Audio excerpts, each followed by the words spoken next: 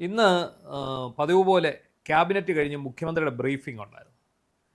ആ ബ്രീഫിങ്ങിനകത്ത് പ്രത്യേകിച്ച് കാര്യങ്ങളൊന്നും പുതുതായിട്ട് പറയാൻ സർപ്രൈസിംഗ് ആയിട്ടൊന്നും ഉണ്ടായിരുന്നില്ല. ഈ സ്ത്രീകൾക്ക് സൗജന്യ യാത്ര തന്നെയാണ് അദ്ദേഹം പ്രധാനമായിട്ട് ഹൈലൈറ്റ് ചെയ്ത് പറഞ്ഞതെന്ന് തോന്നുന്നു തുടക്കത്തിൽ. പക്ഷേ ഇന്ന് നമ്മൾ ശ്രദ്ധിക്കേണ്ട ഒരു കാര്യം ഉണ്ടായിരുന്നു. ഈ മാധ്യമപ്രവർത്തകരുടെ ചോദ്യങ്ങൾക്ക് മുമ്പിൽ നിന്ന് വഴുതി മാറുന്ന ഒരു കാഴ്ച ഇന്ന് കാണാൻ കഴിയും. ഇദ്ദേഹത്തെ എണ്ണ ഉരട്ടിക്കൊണ്ട് ചാടുക എന്ന് അതെ, പറയുന്നത്. മുഖ്യമന്ത്രി നമ്മുടെ വി ഡി സതീശൻ അദ്ദേഹം വലിയ ക്രൂക്കഡായ ഒരു മനുഷ്യനാണ്. നല്ല കൃത്യമായി ഹോംവർക്ക് ചെയ്തിട്ടേ അദ്ദേഹം വരത്തുള്ളൂ. അത് ഇന്ന് നമുക്കത് കണ്ടപ്പോൾ മനസ്സിലായി. കാരണം അദ്ദേഹം രാവിലെ ഇറങ്ങുമ്പോൾ തന്നെ അദ്ദേഹത്തിന് മനസ്സിലാകും ഇന്ന് വരാൻ പോകുന്ന ചോദ്യങ്ങൾ എന്തൊക്കെയായിരിക്കും. ഒന്ന് പ്രധാനപ്പെട്ട ചോദ്യം വരുന്നത്, ഒന്ന് രാഹുൽ ഗാന്ധി വരെ അദാനിയെ തള്ളിപ്പറഞ്ഞ സ്ഥിതിക്ക് അദാനിയുടെ ചോദ്യം ചോദിക്കും. പിന്നെ ഈ തലക്കടി കൊണ്ട പോലീസുകാർ തലക്കടിച്ചവരുടെ ഈ വിധി വന്നതിനെ, ഇന്നലെ ആലപ്പുഴ കോടതിയുടെ വിധിയെക്കുറിച്ച് അതിനെക്കുറിച്ച് ചോദിക്കും. പിന്നെ ഈ പറഞ്ഞ സൗജന്യ യാത്ര ചോദിക്കാൻ സാധ്യതയുണ്ട്. പിന്നെ ഇന്നത്തെ വെടിവെപ്പിനെ കുറിച്ചും തൂഫാനെ കുറിച്ചും ഒക്കെ ചോദിക്കാനുള്ള സാധ്യതയുണ്ട്. അങ്ങനെ കുറച്ച് കാര്യങ്ങൾ അദ്ദേഹം കൃത്യമായി ഹോംവർക്ക് ചെയ്തിട്ടുണ്ട്. ഈ ഹോംവർക്കിന് അപ്പുറത്തു നിന്നും ഈ അദാനി വിഷയത്തിലുള്ള ചോദ്യം വന്നപ്പോൾ അദ്ദേഹം ഒരു അസ്വസ്ഥനായിട്ടുണ്ടായിരുന്നു. പക്ഷേ അവിടെ അദ്ദേഹം വളരെ ഇതായിട്ട് കയറിപ്പോയി. എന്താണെങ്കിലും ഈ നമ്മളൊക്കെ പറയുന്ന പോലെ ഈ മൈലെണ്ണയൊക്കെ ഇട്ട് മേലെല്ലാം ഇങ്ങനെ മിനുക്കിയിട്ട് ഇങ്ങനെ വഴുതി വഴുതി പോകുന്ന ഒരു പരിപാടിയാണ് ഇത്. ഇതില്ലാതെ പോയതാണ് പിണറായി വിജയന്റെ പ്രശ്നം.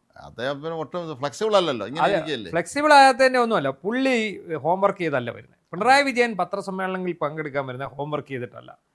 അദ്ദേഹത്തിന്റെ ആകെ ഹോംവർക്ക് എന്ന് പറഞ്ഞാൽ ഈ PRD എഴുതി കൊടുക്കുന്ന പേപ്പറാണ്.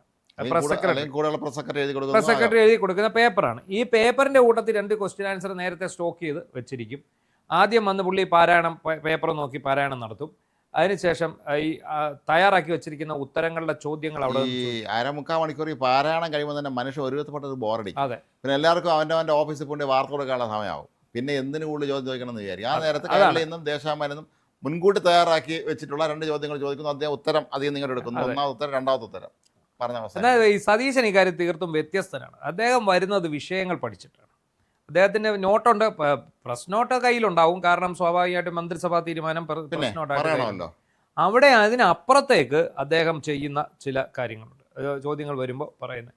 അപ്പോൾ അതിന് ഈ മെയ്വഴക്കം അത്യാവശ്യമാണ്. കാരണം പലയിടത്തും വിഴുങ്ങേണ്ട ആൻസറുകൾ ഉള്ള ചോദ്യം. ഇപ്പോൾ ഇന്നിപ്പോൾ പതിവ് പോലെ പുള്ളി തുടങ്ങിയത് ഈ ഇതിലായിരുന്നു, നമ്മുടെ വനിതകളുടെ ബസ്സിൽ സൗജന്യ യാത്ര. ബസ്സിൽ സൗജന്യ യാത്ര 15 മുതൽ ഉണ്ടാവും. ഈ 15 മുതൽ ഉണ്ടാകുന്ന സൗജന്യ യാത്രയുടെ ഒരു കാര്യം എന്താണെന്ന് ചോദിച്ചാൽ അത് ഓർഡിനറി ബസ്സിലേ ഉള്ളൂ, അത് നടക്കുള്ളൂ. അല്ല സൂപ്പർ ഫാസ്റ്റ് ഡീലക്സിലൊന്നും അത് വലിയ തന്ത്രമാണ്. എനിക്ക് തോന്നുന്നു ഒരു പക്ഷേ ഇന്ദിരാ ഗ്യാരണ്ടി പ്രഖ്യാപിക്കുമ്പോൾ UDF-കാരനും വിചാരിച്ചില്ല ഇവർ അധികാരത്തിൽ വരും. ഇങ്ങനെ വിചാരിച്ചില്ല ഇത്രയും വലിയൊരു മാൻഡേറ്റ് ഉണ്ടാകുമെന്നും ഈ 102 സീറ്റോടുകൂടി അധികാരത്തിൽ വരുമെന്നും അതിനെ ഇന്ദിരാ ഗ്യാരണ്ടി തുണയാകുമെന്നും ഒന്നും ഇവർ വിചാരിച്ചില്ല. അപ്പോൾ ഇന്ദിരാ ഗ്യാരണ്ടി നടപ്പാക്കിയേ പറ്റും, പേരിനെങ്കിലും നടപ്പാക്കിയേ പറ്റും. അതിനെ അദ്ദേഹം കണ്ടേക്കുന്ന ഒരു കുറുക്ക് വഴിയാണ് ഈ 100 ദിവസത്തേക്ക് ഇത് നടപ്പാക്കാനുള്ള. പത്രസമ്മേളനം കാണുമ്പോൾ ഒരു തമാശ എനിക്ക് തോന്നിയത്, ഉമ്മൻചാണ്ടി ആണെങ്കിലേ കൺഫ്യൂഷനുള്ള ചോദ്യം ചോദിക്കുകയാണെങ്കിൽ അപ്പോൾ ആ നേരം കൊണ്ട് അദ്ദേഹത്തിന് ചിന്തിച്ച് എടുക്കാനുള്ള സമയം കിട്ടും. കർണാടനാണെങ്കിൽ എല്ലാത്തിനും ചിരിച്ചോണ്ടുള്ള ഒരു പട്ടപ്പെട്ട മറുപടിയായിരിക്കും. എനിക്കറിയില്ല എന്ന് പറയും. അത് ഇദ്ദേഹം ഇന്ന് ഇതിന് കഴിഞ്ഞതിന് ശേഷമാണ് ഈ അദാനിയെ കുറിച്ചുള്ള ചോദ്യം. അദാനി തുറമുഖങ്ങൾ അദാനിക്ക് കൊടുക്കും. കേരളത്തിൽ കുറെ തുറമുഖങ്ങൾ വരാൻ പോകണമല്ലോ വാർത്ത. അപ്പം കൊടുക്കും. അതിന് മറുപടി എന്തായിരുന്നു പറഞ്ഞത്? ഈ തുറമുഖങ്ങൾ സംബന്ധിച്ച ചോദ്യത്തിന് അദ്ദേഹം കൃത്യമായ മറുപടി പറഞ്ഞില്ല എന്ന് തന്നെ പറയാൻ വേണോ? അവിടെയാണ് അദ്ദേഹം അതിന് കൊടുത്ത മറുപടി ശ്രദ്ധിക്കണമായിരുന്നു. എന്താണെന്നറിയോ? അതേപോലെ പിണറായി വിജയന്റെ കാലത്ത് ഇവിടെ പല സംഭവങ്ങളും ഉണ്ടായല്ലോ. അപ്പോൾ നിങ്ങളത് അന്നെന്താ ഈ ചോദ്യം ഉന്നയിക്കാഞ്ഞത്? അയാൾ 2400 രൂപ പെൻഷൻ കൊടുക്കുമെന്ന് പറഞ്ഞിട്ട് 400 രൂപയല്ലേ കൂട്ടിയുള്ളൂ, നിങ്ങൾ എന്തുകൊണ്ടാണ് അത് ചോദിക്കാഞ്ഞത് എന്നുള്ള രീതിയിലേക്ക് പുള്ളി ഇത് കൊണ്ടുവന്ന് കട്ട് ചെയ്ത് മാറി പുള്ളി ഇതിലേക്ക് മാറിക്കൊണ്ട് ഇവിടെ നിന്ന് പുള്ളി തലയൂരി. പിന്നെ മംഗലാപുരം യാത്രയെ കുറിച്ച് അദ്ദേഹം വീട്ടിൽ പോയതിനെ കുറിച്ച്. മംഗലാപുരം യാത്ര അത് ആര്യാടന്റെ ഒരു ബന്ധുവാണ്, അതെനിക്ക് അടുപ്പമുള്ള ഒരാളാണ്. അങ്ങനെ അവർ വീട്ടിൽ പോയതാണെന്ന് മാത്രമേ പറഞ്ഞുള്ളൂ. അവിടെ നമ്മളിപ്പോൾ അവിടെ നമുക്ക് കാണേണ്ടത് നമ്മുടെ പത്രപ്രവർത്തകരുടെ ബേസിക് ട്രെയിനിങ് കിട്ടാത്തതിൻ്റെ ഒരു പ്രശ്നമാണ് ഇതിനകത്ത് ഏറ്റവും ഗംഭീരമായിട്ട് കാണുന്നത്. നമുക്കറിയാം, നമ്മളൊക്കെ ഈ പത്ര ഫീൽഡിൽ നിന്ന് വന്നുകൊണ്ടായതുകൊണ്ട് നമുക്ക് ഒരു ചോദ്യത്തിന് ഒരു മറുപടി പറഞ്ഞു കഴിയുമ്പോൾ അതിലൊരു ഉപചോദ്യം ഉണ്ടായിക്കൊണ്ട് വന്ന് ഈ ചോദ്യത്തിലൂടെ ഇട്ട് ഇവരെ നമുക്ക് പൂട്ടാൻ പറ്റും. അതിന് നമ്മൾ ബഹളം വയ്ക്കണ്ട, അതിന് നമ്മൾ ആക്രോശിക്കേണ്ട, അതിന് നമ്മൾ വികാരം കൊള്ളണ്ട. ആ നോർമലായിട്ട് തന്നെ അങ്ങ് ചോദിച്ചാൽ മതി. ഇത് ചോദിച്ച് വന്നു കഴിയുമ്പോൾ എന്ത് ചെയ്യുന്നറിയോ, ഇവരിതിനകത്ത് വീഴും. ഈ വീഴുക എന്ന് പറഞ്ഞാൽ ആ വീഴുന്നിടത്തുനിന്ന് എണ്ണീറ്റ് പോകാൻ പറ്റാതെ വരുമ്പോൾ ഇവരവിടെ കിടന്ന് കറങ്ങി പെറിഞ്ഞ് ഭയങ്കര ബഹളം ഉണ്ടാക്കി പോവും. പക്ഷെ അങ്ങനെ ഒരു ചോദ്യമൊന്നും നമ്മൾ ഇന്ന് ഈ പ്രസ് മീറ്റിൽ നിങ്ങൾ ഇല്ല, ചോദിച്ചില്ല. അത് നമുക്ക് ഓർമ്മയുണ്ടാകും. ചില പണ്ട് ഇപ്പോൾ ഈ കരുണാകരൻ അല്ലെങ്കിൽ ഏക്കാൻ്റെ മുഖ്യധാര സമയത്ത് വളരെ സീനിയേഴ്സ് ആയിരിക്കും മാധ്യമപ്രവർത്തകർ. അപ്പോൾ അവർക്കതറിയാം. അവരുടെ ചോദ്യങ്ങളും അങ്ങനെ തന്നെയായിരിക്കും. വളരെ ഷാർപ്പ് ചോദ്യമായിരിക്കും അത്. അതിലേക്ക് ചെന്നെത്തുമ്പോഴത്തേക്ക് ഇന്ന് ഒരുപക്ഷെ പ്രിന്റ് മീഡിയക്കാൾ ഇലക്ട്രോണിക് മീഡിയക്കാരാണ് അവിടെ പത്രസമ്മേളനത്തിന് വരുന്നത്. അവരാണ് ചോദ്യങ്ങൾ ചോദിക്കുന്നത്. പക്ഷേ പ്രിന്റ് മീഡിയയുടെ ചോദ്യങ്ങൾക്കൊക്കെ അതിൻ്റെതായിട്ടുള്ള ഒരു തലവും ഇലക്ട്രോണിക് മീഡിയയുടെ ചോദ്യത്തിന് വേറൊരു തലവും. രണ്ടുപേരും പ്രിന്റ് മീഡിയ ജോലിയിട്ടുള്ളത് നമുക്ക് ഒരു കാര്യം ഉറപ്പാണ്.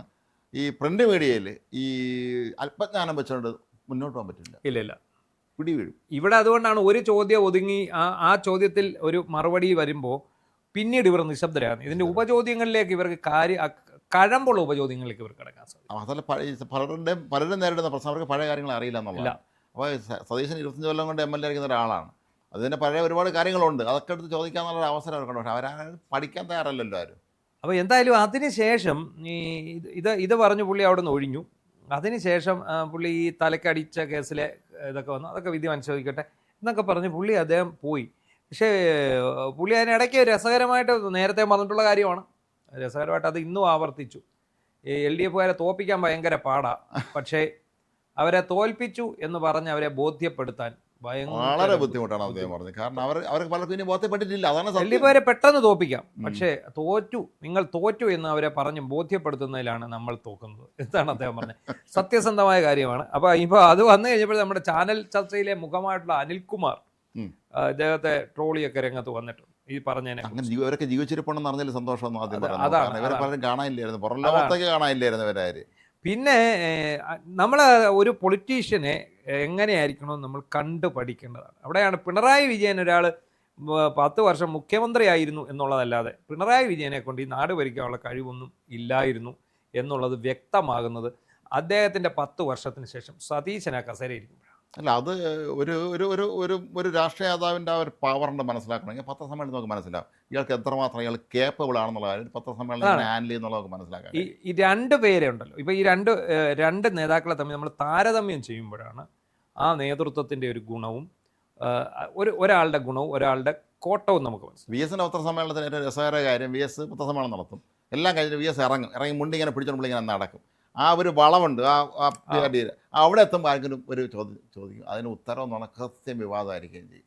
മിക്കവാറും അന്ന് CPM ഉണ്ടായിട്ടുള്ള ഈ ഉൾപാർട്ടി പ്രശ്നങ്ങളിലൊക്കെ കുറിച്ചുള്ള അദ്ദേഹത്തിൻ്റെ വളരെ ഷാർപ്പായിട്ടുള്ള പറഞ്ഞിട്ട് അദ്ദേഹം അങ്ങ് പോകും. മുണ്ടിങ്ങനെ ഒന്ന് തട്ടിയിട്ട് അദ്ദേഹം നടന്നങ്ങ് പോകും.